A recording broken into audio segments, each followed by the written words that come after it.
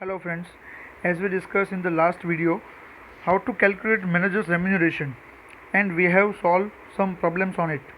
Now today we are going to discuss on calculation of PSR. PSR का मतलब होगा profit sharing ratio कि sir suppose मान लो अगर हमने कोई सम के अंदर ऐसा बोला है कि भाई profit of the firm is so and so and how to distribute among the partners but PSR is not given at that time. How to calculate PSR? Now let's see sum number 29. Riya, Dilip and Kirtan are partners of the partnership firm. The share of Kirtan is fifth share of Dilip and share of Riya is double of share of Kirtan. अब यहाँ पे क्या होगा कि जो भी हमें sentences दिए उसको तोड़ के हमें उसको समझना होगा. देखते हैं कैसे.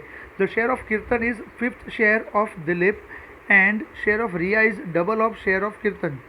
मतलब क्या होगा कि जो भी यहाँ पे कीर्तन का शेयर है वो कितना है सर, दिलीप से वो कितना है 1/5 है, दिलीप का वो 1/5 के बराबर रहेगा. And share of Riya is double of share of Kirtan, कि भाई कीर्तन का जो भी शेयर है उससे डबल कितना हो, किसका होगा, रिया का शेयर होगा. Determine the amount of profit of each partner if the profit of the firm at the end of the year was ₹1,92,000. तो हमें यहाँ पे प्रॉफिट दे दिया है 1,92,000 और हमें उसको डिस्ट्रीब्यूट करना होगा among the partner in PSR, but PSR is not given to us. तो लेट्स सी किस तरह से PSR को कैलकुलेट किया जाएगा, देखते हैं. सर यहाँ पे जो बेस होगा वो किसका होगा, दिलीप का होगा. तो दिलीप का जो भी शेयर होगा वो हमें पता नहीं है, तो उसको हम अज्यूम कर लेंगे. सपोज मान लीजिए कि दिलीप का शेयर होगा वो ₹1 के बराबर है. फाइन. तो सर कीर्तन का शेयर कितना रहेगा, सर कीर्तन का शेयर है वो दिलीप का 1/5 है. ओके, तो यहाँ पे कीर्तन का जो भी शेयर होगा वो हम कितना करेंगे, 1/5 करेंगे. ओके, और रिया का जो शेयर होगा वो कीर्तन से डबल है, तो 1/5 इंटू 2 करेंगे, 1/5 इंटू 2, तो उसका शेयर कितना हो जाएगा, 2/5 के बराबर हो जाएगा. तो यहाँ पे हम देख सकते हैं कि भाई शेयर ऑफ दिलीप इज ₹1 अगर हम अज्यूम करते हैं तो शेयर ऑफ कीर्तन कितना रहेगा, 1/5 रहेगा. एंड रिया का जो शेयर होगा वो कितना रहेगा, 1/5 का डबल, मतलब 1/5 इंटू 2, तो कितना हो जाएगा, 2/5 के बराबर रहेगा. तो यहाँ पे हमें खाली कैलकुलेशन के टाइम पे ध्यान रखनी होगी कि how to calculate PSR. Now तो हमारे पास शेयर आ चुका है. रिया का शेयर रहेगा 2/5, दिलीप का शेयर रहेगा 1/1 एंड कीर्तन का शेयर रहेगा 1/5. बट यहाँ पे हम देख सकते हैं कि सबके डिनोमीटर अगर देखें तो सेम नहीं है. तो मुझे यहाँ पे क्या करना होगा, अगर सबके डिनोमीटर को सेम करना है तो यहाँ पे दिलीप को मुझे 5/5 से मल्टीप्लाई करना पड़ेगा, मतलब मुझे यहाँ पे LCM लेना पड़ेगा 5. ओके, तो रिया के शेयर के नीचे हम देखें तो 5 है, दिलीप के शेयर के नीचे देखें तो 5 नहीं है, तो वहाँ पे हमें 5 से मल्टीप्लाई करना पड़ेगा ऊपर नीचे, तो उसका शेयर हो जाएगा 5/5 और कीर्तन का शेयर हमें 1/5 दिया हुआ है. तो इस तरह से हमें न्यू शेयर मिल जाएगा रिया, दिलीप एंड कीर्तन का 2:5:1. Now what is the profit, profit is given to us 1,92,000. अब हमें सिंपली 1,92,000 को बांटना रहेगा 2:5:1 में. अगर हम ये प्रॉफिट को डिस्ट्रीब्यूट कर देते हैं तो हमें डिस्ट्रीब्यूशन ऑफ प्रॉफिट ईजिली मिल सकता है. आई होप सो कि आपको ये सम क्लियर हुआ होगा. Same like that 30 and 31 number का सम मैं आपके लिए छोड़ रहा हूँ होमवर्क में. नाउ दूसरा टॉपिक हम देखते हैं रेक्टिफिकेशन ऑफ एरर्स, कि सर अगर गलती से किसी भी तरह के ट्रांजैक्शन की इफ़ेक्ट हम दे देते हैं, गलती से कोई रॉन्ग ट्रीटमेंट हमने कर दी है, तो उसकी ट्रीटमेंट हम किस तरह से रेक्टिफाई कर सकते हैं. तो देखते हैं. यहाँ पे Milin, Hemant and Rasik have distributed profit of the firm of ₹1,89,000 in equal proportion. Milan, Hemant and Rasik ने क्या किया है, 1,89,000 का जो प्रॉफिट है उसको डिस्ट्रीब्यूट कर दिया है ऑलरेडी. Okay fine. कौन से रेशो में, इक्वल प्रपोर्शन में, मतलब 1:1:1 में वो बांट चुके हैं. Instead of distributing it in the 1:2:4 proportion. अब एक्चुअली उनको बांटना किस में था सर, उसको बांटना था 1:2:4 में. तो हम इसको किस तरह से रेक्टिफाई करेंगे. To rectify this mistake what treatment will be given to the capital account of the partners. Let's see. Sir 1,89,000 को जो भी हमने डिस्ट्रीब्यूट किया इक्वल प्रपोर्शन में वो रॉन्ग है. रॉन्ग है मतलब हम उसके अकाउंट में ऑलरेडी क्रेडिट कर चुके हैं, तो हमें क्या करना होगा, डेबिट करना होगा. तो इनकरेक्ट डिस्ट्रीब्यूशन जो भी हमने किया है उसको हम क्या करेंगे, माइनस कर देंगे.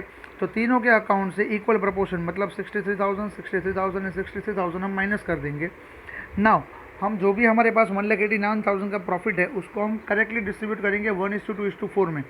ओके, तो करेक्ट डिस्ट्रीब्यूशन जो होना चाहिए वो उनके अकाउंट में क्रेडिट होना चाहिए, मतलब प्लस होना चाहिए. तो ये जो 1,89,000 का प्रॉफिट है उसको हम यहाँ पे डिस्ट्रीब्यूट करेंगे 1:2:4 में. तो रहेगा हमारा रिस्पेक्टिवली 27,000 प्लस हेमंत के अकाउंट में जाएगा 54,000 एंड रसिक के अकाउंट में जाएगा 1,08,000 प्लस. फाइन. तो इन तीनों को हम प्लस करेंगे और 63,000 की अमाउंट को हम तीनों के अकाउंट से माइनस करेंगे तो हमें एक डिफरेंस का अमाउंट मिलेगा। अब ये जो भी डिफरेंस का अमाउंट है वो जो भी आए, नेगेटिव या पॉजिटिव, एज इट इज़ हमें लेना है। तो यहाँ पे आएगा मिलन के अकाउंट में अगर हम देखें तो 36,000 डेबिट आ रहा है, मतलब माइनस आ रहा है।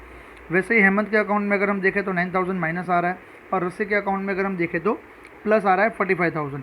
मतलब कि रसिक को यहाँ पे ज़्यादा अमाउंट ऑफ प्रॉफिट मिलना चाहिए था, लेकिन उसको मिला नहीं है, तो अभी हम उसको दे देंगे 45,000। तो यहाँ पे जो भी अमाउंट माइनस हुई है उसको हम डेबिट करेंगे, और जो भी अमाउंट यहाँ पे प्लस हुई है उसको हम क्रेडिट करेंगे। मतलब यहाँ पे मिलन का अकाउंट है वो डेबिट होगा, हेमंत का अकाउंट डेबिट होगा, एंड रसिक का अकाउंट जो है वो क्रेडिट होगा। तो देखते हैं यहाँ पे जर्नल एंट्री क्या होगी। Milan's capital account debit 36,000, Hemant capital account debit 9,000, तो Rasik's capital account credit 45,000। Clear है? आई होप सो कि किस तरह से ये रेक्टिफिकेशन होता है ये आपको समझ में आया होगा। Now next move to the next sum 33, 34, 35, 36। 35 तक मैं आपके लिए छोड़ रहा हूँ, 36 वाला मैं यहाँ पे करवाऊँगा। देखते हैं। Yusuf, Haroon and Kodawala are partner sharing profit and losses in the proportion of 3:2:1। Sir यहाँ पे 3 पार्टनर दिए हैं, यूसुफ, हरून एंड कोडावाला। इनका यहाँ पे PSR कितना दिया गया है? 3:2:1। तो Y एंड H, Y का मतलब होगा यूसुफ एंड H का मतलब होगा Haroon. Y and H have given assurance to K का मतलब होगा Kodawala, to give minimum ₹36,000 from the profit. Okay, Kodawala को यहाँ पे आपने एश्योरेंस दिया हुआ है कि भाई आपको हम यहाँ पे मिनिमम 36,000 का प्रॉफिट अर्न करके देंगे। अगर नहीं हुआ तो बाकी का जो भी शेयर बचेगा वो यूसुफ और हरून अपने हिसाब से बांटेंगे, लेकिन कोडावाला को तो हमें 36,000 का मिनिमम प्रॉफिट देना ही रहेगा। नाउ देखते हैं आगे क्या बोला हुआ है। If for the year ending 31 March 2016 total profit of the firm was ₹1,80,000। अगर आपका टोटल प्रॉफिट कितना है? 1,80,000 आ रहा है, तो कितना प्रॉफिट किस तरह से डिस्ट्रीब्यूट करेंगे पार्टनर्स के बीच में, वो हमें देखना होगा। सर सबसे पहले जो ये 180 का प्रॉफिट है ना, उनको इन तीनों में बांट दो 3:2:1 में, बाद में देखते हैं। ओके फाइन, तो हमने 3:2:1 में इसको बांट दिया। तो यूसुफ के हिस्से में कितना आया? 90,000। हरून के हिस्से में कितना आया? 60,000। और कोडावाला के हिस्से में कितना आया? 30,000। लेकिन सर ऊपर हमें क्वेश्चन के अंदर ये दिया गया है कि कोडावाला को मिनिमम 36,000 का प्रॉफिट का हिस्सा मिलना चाहिए, बट यहाँ पे अगर मैं 1,80,000 को बांटता हूँ तो उसके हिस्से में ओनली 30,000 ही आ रहा है। तो सर यहाँ पे शॉर्टफॉल कितना हो रहा है? 6,000। ओके, तो ये 6,000 कौन बेयर करेगा? तो कोडावाला को देना रहेगा, यूसुफ और हरून ये दोनों है वो अपने PSR में देंगे। तो यूसुफ एंड हरून का हिस्सा कितना है? तो उनका हिस्सा है सर 3:2। ओके फाइन, तो 6,000 जो भी है उसको हम 3:2 में बांटेंगे। तो 6,000 को 3:2 में बांट दो, 3,600 एंड 2,400 आएगा, जो रिस्पेक्टिवली यूसुफ और हरून के अकाउंट से माइनस होगा और कोडावाला के अकाउंट में प्लस होगा। तो देखते हैं यहाँ पर डिस्ट्रीब्यूशन ऑफ प्रॉफिट हमने किस तरह से किया हुआ है। Distribution of profit as per the PSR 3:2:1। तो 90,000, 60,000, 30,000 हमने दे दिया, टोटल हो गया 180। और अब यहाँ पे हमें यूसुफ के अकाउंट से माइनस करना होगा 3,600, हरून के अकाउंट से माइनस करना होगा 2,400, और कोडावाला के अकाउंट में हमें प्लस करना होगा 6,000। तो हम यहाँ पे देख सकते हैं कि कोडावाला को यहाँ पे मिनिमम अमाउंट 36,000 का जा रहा है, और टोटल यहाँ पे 180 का प्रॉफिट ही डिस्ट्रीब्यूट हुआ है, क्योंकि यूसुफ और हरून के अकाउंट से 3,600 और 2,400 माइनस हुआ है, और कोडावाला के अकाउंट में 6,000 प्लस हुआ है, तो उसकी टोटल के ऊपर कोई इफेक्ट नहीं जाएगी। आई होप सो कि आपको ये सम क्लियर रहा होगा। Now move to the next sum number 37। उससे पहले मैंने ऊपर एक फॉर्मूला दी हुई है, opening capital is equal to closing capital plus drawings minus profit. Friends यहाँ पे एक चीज़ हमें नोट करनी रहेगी कि जब कभी भी हमें इंटरेस्ट ऑन कैपिटल कैलकुलेट करने के लिए बोला जाएगा, एट दैट टाइम हमें ऑलवेज ओपनिंग कैपिटल के ऊपर ही इसको कैलकुलेट करना रहेगा। तो सर अगर ओपनिंग कैपिटल नहीं दिया है तो हम कैसे कैलकुलेट कर सकते हैं? तो उसी के लिए मैंने यहाँ पे ये फॉर्मूला दी हुई है कि हमें सपोज मान लो क्लोजिंग कैपिटल दे दिया है, ड्राइंग्स वगैरह दे दिया है, प्रॉफिट वगैरह दे दिया है, तो इन तीनों का यूज़ करके हम ओपनिंग कैपिटल फाइंड आउट कर सकते हैं। लेट्स सी, देखते हैं। Sum number 37, the closing capital of partner Girish is ₹96,000। यहाँ पे closing capital of partner Girish दे दिया है 96,000। After giving effect of drawings ₹6,000 and divisible profit ₹9,000। मतलब क्या होगा कि ये जो 96,000 का अमाउंट आया है उसमें से ड्राइंग्स और प्रॉफिट की इफेक्ट आप ऑलरेडी दे चुके हो। फाइन, तो तब जाके आपको क्लोजिंग कैपिटल मिला होगा। ओके फाइन, तो मुझे यहाँ पे बोला है कि calculate the interest on capital 8% per annum. हमें यहाँ पे 8% पर एनम के मुताबिक इंटरेस्ट ऑन कैपिटल कैलकुलेट करना है, लेकिन सर हमें यहाँ पे इंटरेस्ट ऑन कैपिटल जो कैलकुलेट करना है वो ओपनिंग कैपिटल के ऊपर करना होगा, ना कि क्लोजिंग कैपिटल के ऊपर। बट सर हमें यहाँ पे ओपनिंग कैपिटल तो दिया नहीं है, तो how to calculate it? We are going to use above formula. तो लेट्स सी, देखते हैं ओपनिंग कैपिटल किस तरह से कैलकुलेट होगा। तो opening capital is equal to closing capital plus drawings minus profit. Okay, तो क्लोजिंग कैपिटल कितना दिया है 96,000, जिसके अंदर हम ड्राइंग्स को प्लस करेंगे 6,000 और प्रॉफिट को माइनस करेंगे 9,000, तो हमें ओपनिंग कैपिटल का अमाउंट मिल जाएगा 93,000। और ये 93,000 के ऊपर हमें 8% का इंटरेस्ट कैलकुलेट कर लेना है, जो कि हमारा आंसर आएगा 7440। Now let's see next sum number 38। Abdul, Babu and Chiman are the partners sharing profit in equal proportion. उनका यहाँ पे शेयर कितना रहेगा, इक्वल प्रोपोर्शन रहेगा। The total capital of rupees 4,50,000, उनका टोटल कैपिटल कितना है 4,50,000 और प्रपोर्शन ऑफ कैपिटल कितना दिया हुआ है 1:3:2 दिया हुआ है। Firm page interest on capital eight 9% per annum. यहाँ पे फर्म जो है वो इंटरेस्ट ऑन कैपिटल कितना दे रही है 9% पर एनम दे रही है। Chiman has received rupees 73,500 including interest on capital.